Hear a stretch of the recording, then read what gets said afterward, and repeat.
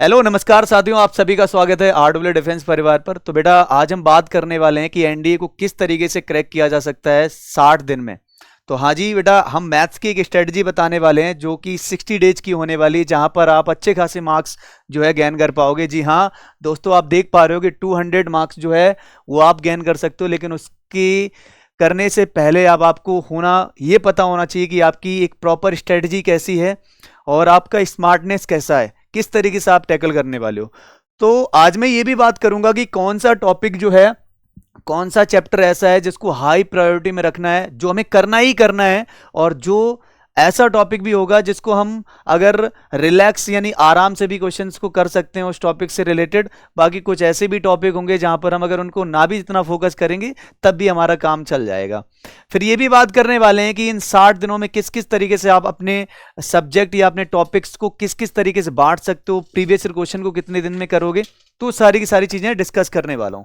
तो बेटा सबसे पहले तो आप सभी को मैं ये बताना चाहूंगा कि 60 डेज चैलेंज का एक प्रॉपर स्ट्रेटजी वीडियो है फॉर मैथ्स के लिए, जहां पर साफ साफ लिखा है कि भैया मैथ्स से डरना नहीं है। रीजन क्यों? क्योंकि अगर आप प्रॉपर स्ट्रेटजी व स्मार्टनेस के साथ तैयारी करते हैं, जी हाँ बिल्कुल स्ट्रेटजी तो होनी ही होनी चाहिए, वही स्ट्रेटजी मैं आपको बताने वाला हूं। तो सबसे पहले मैं आपको बात करूंगा कि भाई मैथ्स का पेपर का लेवल कैसा आता है। तो बेटा पेपर का जो लेवल है ना, वो 40% क्वेश्चन आपके रहते हैं जो इजी फॉर्मेट पे होते हैं, मॉडरेट 35% एंड डिफिकल्ट जिसको बोल सकते हो हार्ड वो 25% है। अगर हम चाहें तो केवल इस पर और इस पर ही फोकस कर लेते हैं तब भी मेरा काम बेहतरीन हो जाएगा। ठीक है, हम इजी एंड मॉडरेट पर भी काम कर लें तो बस मेरा काम बेहतर हो जाएगा।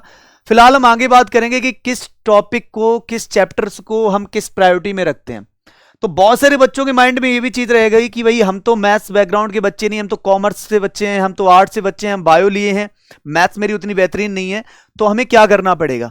देखो बच्चा, यहां पर सीधा सीधा लिखा है NDA cut off for written examination, यानी आपसे कहा जाएगा कि रिटन एग्जाम जो होता है वो 2 पेपर में कंडक्ट कराते हैं। पहला पेपर मैथ्स का जिसमें आपका 300 मार्क का आपका पेपर होता है, दूसरा जीएटी का जो कि 600 नंबर का आपका होता है। तो 600 और 300 900 नंबर में से आपको कट ऑफ क्लियर अगर करनी है तो तकरीबन हमें 360 नंबर तो लाने ही लाने हैं। ठीक है, 360 नंबर अगर आप लाते हो, कम ज्यादा होते हैं, 5-6 नंबर ऊपर नीचे होते हैं, 10 नंबर ऊपर नीचे होते हैं, लेकिन फिलहाल हमें टारगेट कितना करना है, 360 का। अब वही बात आती है कि भैया अगर 360 हमारे ओवरऑल मार्क्स हैं कट ऑफ के लिए, तो मैथ्स में कितने नंबर लाने हैं। तो बेटा मैं आपको बताना चाहूंगा कि हर एक सेक्शन में मुझे 25% मार्क्स तो चाहिए ही चाहिए। जैसे मैथ्स अगर 300 नंबर की मैथ्स होती है तो इसमें हमें 25% यानी कि 75 नंबर मुझे लाने लाने हैं। अगर 75 नंबर आपके नहीं आते हैं तो फिर आप इसमें डिस्क्वालीफाई हो, यानी आपकी जीएटी की जो भी ओएमआर है वो चेक नहीं की जाएगी। ठीक है, यानी मैथ्स में 25% नंबर यानी 75 नंबर तो आपके आने ही आने चाहिए। इसके बाद में अगर कोई बच्चा मैथ्स बैकग्राउंड का है तो वो तो डेफिनेटली मैथ्स को बेहतर करने की कोशिश करेगा कि और नंबर गेन कर सकते हैं, लेकिन अदर स्ट्रीम का बच्चा है वो 75 नंबर तो यानी 25% तो आपको मार्क्स करना ही करना है। इसके बाद जीएटी में आप कर सकते हो। फिलहाल किस तरीके से हम 25% मार्क्स ला सकते हैं या हम इससे भी बेहतर कर सकते हैं, 200 मार्क हम कैसे कर सकते हैं, तो उनके बारे में बात करेंगे। तो प्रायोरिटी बेस मैंने पहली बार जो है इसको प्रायोरिटी बेस में मैंने इसको सेक्शन किया है इन सारे टॉपिक्स को। तो chapter priority list in NDA 2025 के लिए मैंने अलग अलग तरीके से प्रायोरिटी बनाई है, जिसमें से सबसे पहली प्रायोरिटी आती है जिसकी हाई प्रायोरिटी है, यानी आप इतने टॉपिक को भी अगर कंप्लीट करते हो ना तो कट ऑफ आपकी यहीं से क्लियर हो जाएगी। हाई प्रायोरिटी यानी कि मस्ट डू का मतलब है हमें करना ही करना है। हाँ, बहुत सारे बच्चों को ये लगेगा कि यार इसमें बहुत सारे टॉपिक ऐसे हैं जो टिपिकल हैं, है ना। तो भाई मैंने पहले ही बोल दिया है कि हाई प्रायोरिटी है, मस्ट डू है, मतलब हमें करना ही करना है, चाहे वो हार्ड टॉपिक हो चाहे वो इजी हो, हमें मतलब नहीं, हमें इसको करना ही करना है। कुल मिलाकर बस इतना है। ठीक है, अब अगर देखेंगे ओवरऑल तो हमने इसको एक प्लान के थ्रू बनाया है कि अगर हम हाई प्रायोरिटी वाले टॉपिक जो है, मेरे पास में 8 टॉपिक हैं, इन 8 टॉपिक को अगर आप 15 दिन में भी कर लेते हो तो आपके लिए बहुत बेनिफिशियल रहेगा। मैट्रिसेस डिटरमिनेंट आब्यूसाइडिक 9 से 11 क्वेश्चन आपके एग्जाम में आते हैं। प्रोबेबिलिटी 10 से 12, स्टैटिक यानी सांख्यिकी 8 से 10, ट्रिग्नोमेट्रिक 13 से 20 क्वेश्चन पूछे जाते हैं। वेक्टर यानी कि सदिश 5 क्वेश्चन 3D यानी कि 3 डायमेंशनल ज्योमेट्री जो होती है उससे 5 क्वेश्चन, फंक्शन यानी फलन से 5 से 7, और अनुक्रम तथा श्रेणी सीक्वेंस एंड सीरीज से 5 to 7 क्वेश्चन पूछे जाते हैं। ये हाई प्रायोरिटी में, अगर आप इनको काउंट करोगे ना तो लगभग ये 50 to 65 क्वेश्चन बनते हैं इससे, 50 से 60 क्वेश्चन, यानी कि ठीक ठीक मैथ्स का 50% रोल प्ले करता है ये हाई प्रायोरिटी। ठीक है, इसको बेहतर कर लोगे, बेहतरीन नंबर आ जाएंगे। चलो अब सेकेंड प्रायोरिटी में रखते हैं हम मॉडरेट प्रायोरिटी, जिसको हम आसानी से रिलैक्स बोले तो इतना टिपिकल टॉपिक नहीं है, आसानी से हम इसको कर सकते हैं और विद इन 10 डेज के अंदर। तो 10 दिनों में हम मॉडरेट प्रायोरिटी जिसको हम आसानी से कर सकते हैं, रिलैक्स में कॉम्प्लेक्स नंबर जो 3 से 4 क्वेश्चन बनाता है, क्वाड्रेटिक 3 से 4 बनाता है, परम्यूटेशन कॉम्बिनेशन क्रमचय संचय 4 से 10 क्वेश्चन, बायनोमियल 2 से 3, सेट थ्योरी रिलेशन 2 से 3, 3D ज्योमेट्री 2D ज्योमेट्री होना चाहिए भाई इसमें। ठीक है, कितना है यहां पर बच्चा 2D ज्योमेट्री होना चाहिए। ठीक है बच्चा पार्टी, हाँ चलो 2D ज्योमेट्री है यहां पर, ओके है भाई।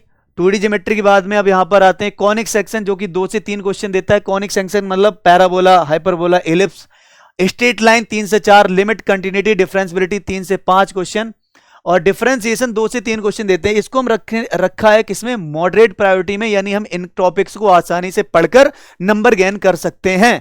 लेकिन अगर वहीं मैं बात करूं आपकी लो प्रायोरिटी, जहां पर में ज्यादा मेहनत करनी पड़ती है, यानी लो प्रायोरिटी एफर्ट्स ज्यादा लगाने पड़ेंगे, वो हम 5 दिन में अगर हम इनको कवर करने की कोशिश करें तो बेहतर हो सकता है। जिसमें टॉपिक है एप्लीकेशन ऑफ डेरिवेटिव यानी अवकलन के अनुप्रयोग, जो कि 2 से 3 क्वेश्चन बनाकर देता है।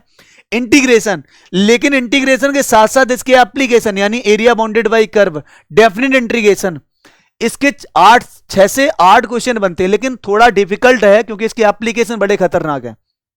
कोई बात नहीं, इसको आप करना चाहो थोड़ी मेहनत लगानी पड़ेगी, एफर्ट्स लगाने पड़ेंगे, लेकिन हो जाएगा। डिफरेंशियल इक्वेशन, अवकल समीकरण 3 से 4 क्वेश्चन बनाकर देता है, लेकिन मेहनत करनी पड़ेगी, एफर्ट्स लगाने की जरूरत पड़ेगी। तो यानी ये मैंने आपको प्लान बताया 30 दिन का, 15 दिन, 10 दिन और 5 दिन, इस तरीके से। बाकी मैं अब आपको बताऊंगा कि आपका स्मार्ट वे क्या होगा, स्मार्टनेस तरीके से तैयारी कैसे कर सकते हो। तो सबसे पहले जो भी आप टॉपिक कवर करो उसकी कॉन्सेप्ट क्लैरिटी होनी चाहिए, बेहतरीन तरीके से होनी चाहिए।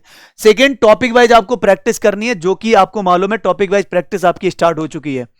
5 ईयर PYQ प्रैक्टिस यानी लगातार, मतलब आपको 5 साल के जो लास्ट के 5 साल के प्रीवियस ईयर पेपर हैं उनको इन 15 दिन में सॉल्व करना है। 15 दिन में आपको 5 साल के पेपर जो है हमें लगाने हैं। मॉक टेस्ट आपको देना है, क्योंकि मॉक टेस्ट से हमें अपनी खुद की कैपेसिटी के बारे में पता चलेगा हमने क्या सीखा है। वहीं pocket book of important concept, pocket book का तात्पर्य इससे यह बनता है कि जो आपके इंपॉर्टेंट कॉन्सेप्ट हैं, जहां से आपके क्वेश्चंस बनते ही बनते हैं, उन कॉन्सेप्ट को तो आपको ऐसी एक ऐसा नोट्स बनाना है जिसको हम रिवाइज करते रहें। ठीक है, इसको बोलेंगे हम pocket book of important concept. तो ये आपके रहे कुछ स्मार्ट वे के तरीके जो सभी फॉलो नहीं करते हैं, जो फॉलो करेगा वो पक्का 100% अच्छे स्कोर को प्राप्त कर लेगा।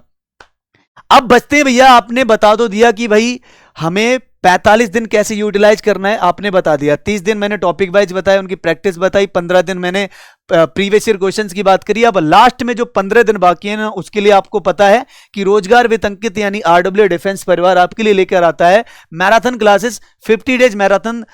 मैं कहता हूं कि 15 दिन अगर आपके पास है तो इन 15 दिन में भी काम हो जाएगा, या आगे पीछे थोड़े दिन हो सकते हैं, हो सकता है 15 से ज्यादा दिन भी मैराथन चले, क्योंकि 2 मैराथन टाइप की इसमें चलती है, एक रिवीजन सीरीज की मैराथन चलती है और एक आपकी क्वेश्चन की। ठीक है, तो ये लास्ट में हम मैराथन में कवर कर सकते हैं बेहतरीन तरीके से, कोई दिक्कत नहीं है अगर आप उस चीज को बेहतरीन तरीके से कर पा रहे हो।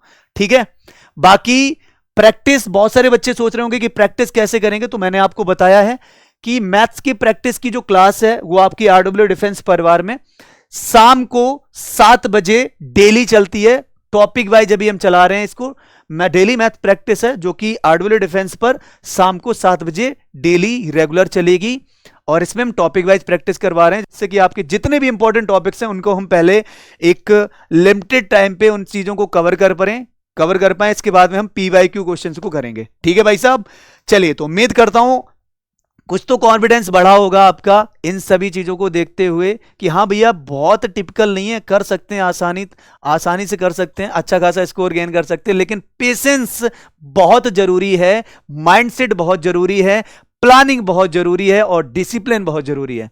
तो मैंने आपको फिर से वही पॉइंट बताना चाहूंगा कि हमें माइंडसेट अपना उतना उस लेवल पर बरकरार रखना है, डिसिप्लिन बनाए रखना है। डिसिप्लिन बोले तो आपको वो काम करने हैं तो करनी है, हमें प्रैक्टिस करनी है तो करनी है, रेगुलर प्रैक्टिस करनी है, रिवीजन करना है। इन चीजों पर फोकस करना पड़ेगा और हर एक चीज आसानी से मिल जाएगी अगर आप अपने एफर्ट्स को अव्वल दर्जे पर लगाना चाह रहे हो। ठीक है भाई साहब, तो उम्मीद करता हूं बेहतरीन लगा होगा ये वीडियो। अगर आपके फिर भी कोई कमेंट्स, मतलब फिर भी कोई आपके डाउट्स हो, कोई भी क्वेरी हो, वो आप कमेंट्स के माध्यम से हम तक पहुंचा सकते हो। ठीक है बेटा, चलिए तो मुलाकात कर लेंगे फिर ऐसे ही कुछ इंपॉर्टेंट वीडियो के साथ साथ। तब तक के लिए सभी को नमस्कार है, Jai Hind, bye bye, thank you.